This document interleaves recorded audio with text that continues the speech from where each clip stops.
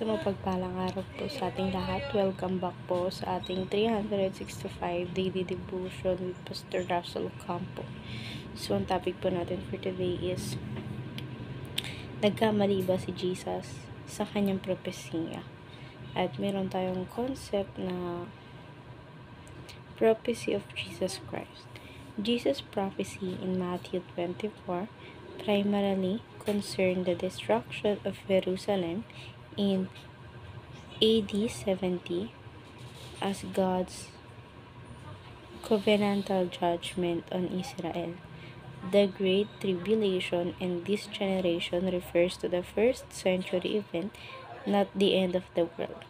While most of the Olivet discourse was fulfilled, then some elements like final return of Christ and bodily resurrection remain future. At may kita po natin ito sa Matthew chapter 24 verse 34. Truly I tell you, this generation will certainly not pass away until these things have happened. Sa Tagalog naman po, katotohanan ang sinabi ko sa inyo, hindi ililipas ang lahing ito hanggang sa mga maganap ang lahat ng mga bagay na ito. At ngayon naman po, share ko po yung mga natutunan ko sa naging topic natin for today. Simulan po natin sa teaching. First teaching po natin na mayroong the prophecy of Jesus. First teaching, it was meant to judge his enemy. So, yung prophecy pala ng Panginoon sa Kristo, dun sinabi na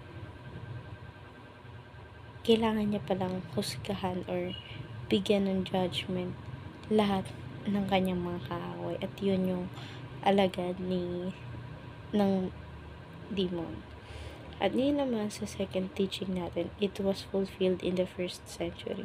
So lahat po pala ng propesya ng Panginoon sa Kristo, nangyari po pala yun nung bago pa lamang siyang dumating sa mundong ito.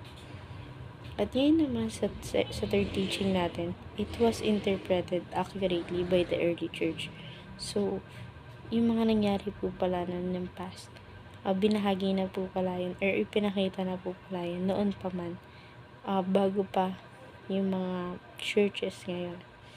Ngayon naman, dadako na tayo sa ating application. First application, study the Bible with the theological base. So, pag-aralan po pala natin yung Bible ng may theological, and syempre, dapat kapag pinag-aaralan natin yung Biblia, manghingi tayo ng guidance kay Lord kung paano may handle lahat ng bagay.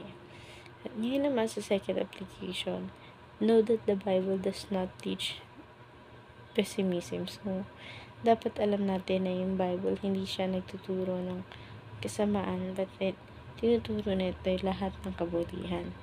Ngayon naman po sa third application natin, take Jesus at His word without distortion.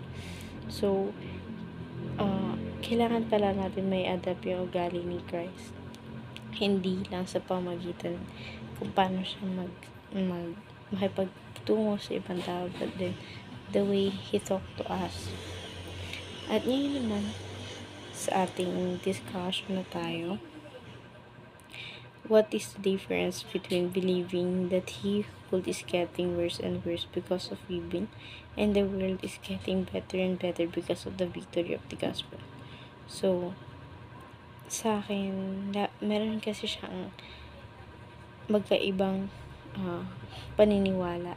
Ako naniniwala din ako na yung mundo is ngayon nagiging worse. But then, alam kong dadating tayo sa point na yung Diyos na yung maghahari sa mundo natin. So, alam ko na mababawi tayo ng Panginoon, at alam ko na lahat ng tao isasamba sa ating Panginoon.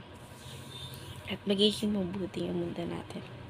Ngayon naman sa ating alternative question, what you have learned from this devotion. So, natutunan ko sa devotion na to na lahat ng propesya ng Panginoon sa Kristo ay mangyayari dahil nakikita niya na yung mga nangyayari sa hinaharap. At ngayon naman, sa second alternative question, how can you practically apply our devotion? So, may apply ko siya sa sarili ko na lahat ng bagay na nangyayari dito sa mundo is nakikita ng Panginoon. So, hindi natin kailangan magbulag-bulagan para lamang para sabihin natin hindi natin yun nakikita. So, yun lang po for our today's discussion. Thank you for watching.